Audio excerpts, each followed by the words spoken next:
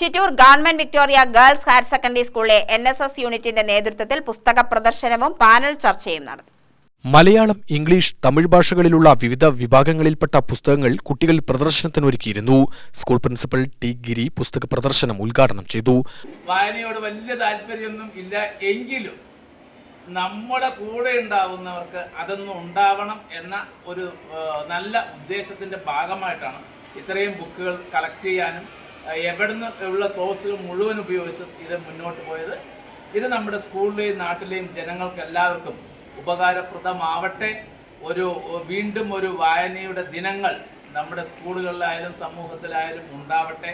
നല്ല സംസ്കാരം എല്ലാവരിലും ഉണരട്ടെ.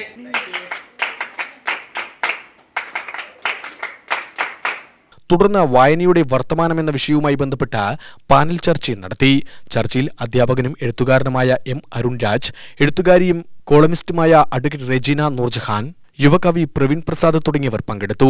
വായനാനുഭവങ്ങൾ പങ്കുവച്ചതിനൊപ്പം വിവിധ കാലഘട്ടങ്ങളിൽ വായനാരീതിക്ക് വന്ന മാറ്റങ്ങളെക്കുറിച്ചും ഈ വായന ഉൾപ്പെടെയുള്ള പുതിയ വായനാ സാധ്യതകളെക്കുറിച്ചും നടത്തിയ ചർച്ചയിൽ വിദ്യാർത്ഥികളും സജീവമായി പങ്കെടുത്തു. NSS programme officer R. Sujitha, English അധ്യാപിക സിമി R. കൃഷ്ണ എന്നിവർ നേതൃത്വം നൽകി. UTV news, Palakkad.